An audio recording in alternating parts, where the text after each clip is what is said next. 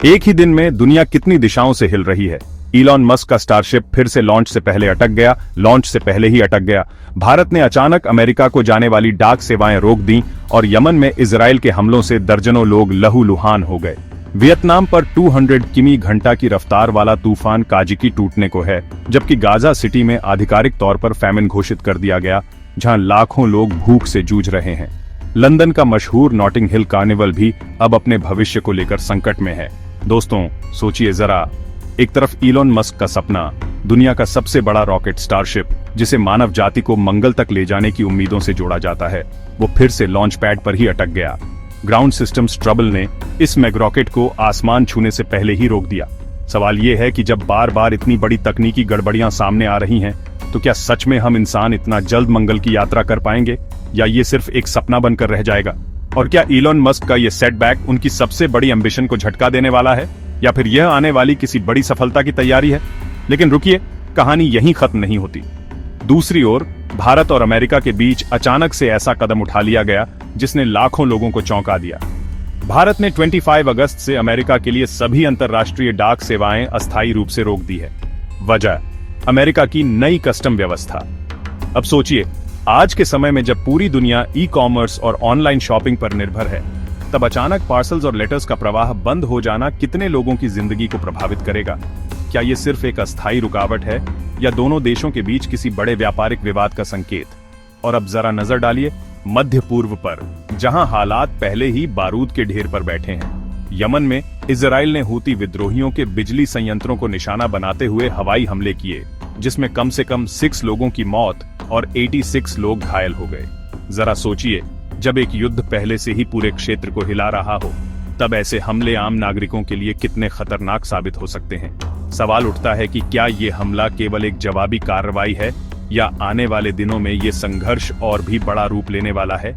क्या हम मध्य पूर्व में एक और बड़े युद्ध के दरवाजे पर खड़े हैं? तो दोस्तों, एक तरफ दुनिया की सबसे महाकाय तकनीकी महत्वाकांक्षा जमीन पर अटक गई है, दूसरी ओर दुनिया के सबसे बड़े लोकतंत्र और अमेरिका जैसे सुपर पावर के बीच ट्रेड और कम्युनिकेशन की रुकावट पैदा हो गई है, और तीसरी ओर मध्य पूर्व की आग फिर से भड़कने लगी है। अब जरा खुद से पूछिए, क्या ये सब घटनाएं सिर्फ संयोग हैं, या कहीं ना कहीं ये संकेत दे रही हैं कि दुनिया एक ऐसे मोड़ पर पहुंच चुकी है जहां एक छोटा सा स्पार्क भी ग्लोबल क्राइसिस को जन्म दे सकता है?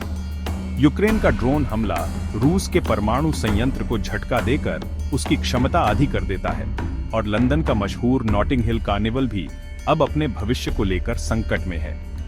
ऑस्ट्रेलिया की नई हाउसिंग स्कीम और क्लाइमेट लॉ ने राजनीति गरमा दी है। चीन का मेगा डैम भारत के लिए पानी का बड़ा खतरा बना है, और यूके में एंटी इमिग्रेशन प्रोटेस्ट पूरे देश में आग की तरह फैल गए हैं। अब सवाल ये है, क्या ये सारी घटनाएं सिर्फ अलग अलग संकट हैं, या आने वाले हफ्तों में ये मिलकर पूरी दुनिया की दिशा बदलने वाली है? पूरा सच जानने के लिए इस वीडियो को 1 सेकंड भी स्किप मत कीजिए। दोस्तों, सोचिए जरा, तो जुड़े रहिए, क्योंकि आगे की खबरें और भी ज्यादा शॉकिंग हैं। और अगर आपने इन्हें मिस कर दिया तो यकीन मानिए, आप आने वाले कल की दुनिया को समझ ही नहीं पाएंगे। आज सोशल मीडिया पर उतनी ज्यादा वायरल ना हो, लेकिन इनके असर इतने गहरे हैं कि आने वाले महीनों और सालों में ये बड़े बदलाव की वजह बन सकती है। सबसे पहले लंदन की बात करते हैं, जहां हर साल होने वाला रंग बिरंगा और मशहूर नॉटिंग हिल कार्निवल इस बार संकट के घेरे में है। ये कार्निवल लंदन की पहचान माना जाता है, डांस, म्यूजिक, कलर्स और कैरेबियन कल्चर का जबरदस्त संगम। लेकिन अब इसका भविष्य अनिश्चित नजर आ रहा है। वजह है लगातार बढ़ता हुआ वित्तीय दबाव, पुलिस का बड़ा खर्च और एक नया विवाद, फेशियल रिकॉग्निशन टेक्नोलॉजी। कई लोग मानते हैं कि कार्निवल अब फ्री कल्चर का त्योहार न रहकर एक निगरानी वाला इवेंट बनता जा रहा है। सवाल ये है कि क्या आर्थिक बोझ और राजनीतिक दबाव की वजह से ये कार्निवल धीरे धीरे खत्म हो जाएगा? अगर ऐसा हुआ तो लंदन की सांस्कृतिक पहचान का एक अहम हिस्सा हमेशा के लिए मिट जाएगा। अब नजर डालते हैं ऑस्ट्रेलिया पर, जहां 2 बड़े फैसलों ने राजनीतिक हलचल मचा दी है। पहला, सरकार ने फर्स्ट होम लोन योजना का ऐलान किया है, जिसमें लोग सिर्फ 5% डिपॉजिट देकर अपना पहला घर खरीद सकते हैं। सुनने में ये स्कीम मध्यम वर्ग और युवा परिवारों के लिए बड़ी राहत जैसी लगती है, लेकिन दूसरी तरफ विपक्ष का आरोप है कि यह सिर्फ राजनीतिक चाल है, जो हाउसिंग क्राइसिस की असली समस्या, जैसे महंगे घरों की कीमतें और सप्लाई की कमी, को छुपा नहीं सकती। वहीं दूसरी तरफ सरकार ने नेट जीरो इमिशन टारगेट को हटाने का प्रस्ताव रखा है, नतीजा यह है कि एक तरफ कुछ लोग खुश हैं कि उन्हें घर खरीदने का मौका मिलेगा, लेकिन दूसरी तरफ पर्यावरण कार्यकर्ता सड़कों पर उतर आए हैं और कह रहे हैं कि यह भविष्य की पीढ़ियों के साथ धोखा है। अब आते हैं एशिया की तरफ, जहां चीन और भारत के बीच पानी पर एक नया विवाद खड़ा हो गया है। तिब्बत में चीन एक विशाल मेगा डैम बनाने की तैयारी कर रहा है। कहा जा रहा है कि अगर यह डैम बन गया तो भारत की एक बड़ी नदी जो तिब्बत से होकर भारत आती है, उसमें शुष्क मौसम के दौरान पानी का बहाव लगभग 85% तक घट सकता है। कहा जा रहा है कि अगर यह डैम बन गया तो पानी का बहाव लगभग 85% तक घट सकता है। इसका सीधा असर भारत के करोड़ों लोगों की जिंदगी पर पड़ेगा। खेती, पीने का पानी, बिजली उत्पादन सब कुछ प्रभावित होगा। यही कारण है कि दिल्ली ने भी तुरंत अपना डैम फास्ट ट्रैक प्रोजेक्ट मंजूर कर दिया है, ताकि भविष्य में चीन के दबाव से बचा जा सके। यह विवाद सिर्फ पानी का नहीं है, बल्कि यह जियोपॉलिटिकल पावर का खेल है। सवाल यह है कि क्या आने वाले सालों में एशिया में वाटर वॉर यानी पानी को लेकर जंग छिड़ सकती है? क्या आने वाले सालों में एशिया में वाटर वॉर यानी पानी को लेकर जंग छिड़ सकती है? कृषि, पीने का पानी, बिजली सब कुछ प्रभावित होगा। सोचिए, जब पूरी दुनिया ग्लोबल वार्मिंग से जूझ रही है, तब क्या ऑस्ट्रेलिया का यह कदम पूरे ग्रह पर असर नहीं डालेगा? सोचिए, जब पूरी दुनिया ग्लोबल वार्मिंग से जूझ रही है, तब क्या ऑस्ट्रेलिया का यह कदम पूरे ग्रह पर असर नहीं डालेगा? अब आते हैं एशिया की तरफ, जहां चीन और भारत के बीच पानी पर एक नया विवाद खड़ा हो गया है। ये चारों घटनाएं भले ही अभी कम वायरल हों, लेकिन इनके असर पूरी दुनिया पर पड़ने वाले हैं।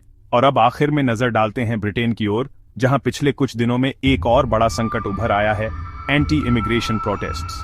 22 से 25 अगस्त के बीच पूरे यूके में विरोध प्रदर्शन भड़क गए।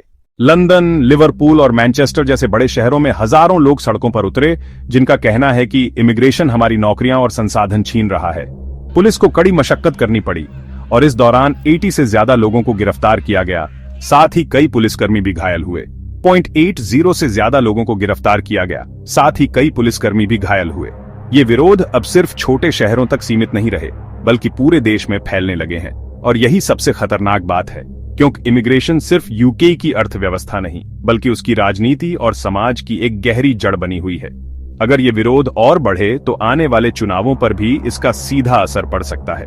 तो दोस्तों, एक तरफ लंदन का सांस्कृतिक त्योहार नॉटिंग हिल कार्निवल अपने अस्तित्व की लड़ाई लड़ रहा है, दूसरी तरफ ऑस्ट्रेलिया हाउसिंग क्राइसिस और क्लाइमेट क्राइसिस के बीच झूल रहा है। वहीं चीन और भारत के बीच पानी पर बड़ा विवाद ब्रूइंग है और ब्रिटेन इमिग्रेशन मुद्दे पर बुरी तरह बंटा हुआ है। ये चारों घटनाएं भले ही अभी कम वायरल हों, लेकिन इनके असर पूरी दुनिया पर पड़ने वाले हैं। क्या हम इन्हें समय रहते समझ पाएंगे, या फिर ये छोटे छोटे संकट मिलकर आने वाले सालों में पूरी दुनिया को हिला देंगे? तो दोस्तों, एक तरफ लंदन का सांस्कृतिक त्योहार नॉटिंग हिल कार्निवल अपने अस्तित्व की लड़ाई लड़ रहा है, दूसरी तरफ ऑस्ट्रेलिया हाउसिंग क्राइसिस और क्लाइमेट क्राइसिस के बीच झूल रहा है। वहीं चीन और भारत के बीच पानी पर बड़ा विवाद ब्रूइंग है और ब्रिटेन इमिग्रेशन मुद्दे पर बुरी तरह बंटा हुआ है। ये चारों घटनाएं भले ही अभी कम वायरल हों, लेकिन इनके असर पूरी दुनिया पर पड़ने वाले हैं। क्या हम इन्हें समय रहते समझ पाएंगे, या फिर ये छोटे छोटे संकट मिलकर आने वाले सालों में पूरी दुनिया को हिला देंगे? Pause for effect. देन, क्या हम इन्हें समय रहते समझ पाएंगे, या फिर यह छोटे छोटे संकट मिलकर आने वाले सालों में पूरी दुनिया को हिला देंगे? ये चारों घटनाएं भले ही अभी कम वायरल हों, लेकिन इनके असर पूरी दुनिया पर पड़ने वाले हैं। क्या हम इन्हें समय रहते समझ पाएंगे, या फिर ये छोटे छोटे संकट मिलकर आने वाले सालों में पूरी दुनिया को हिला देंगे?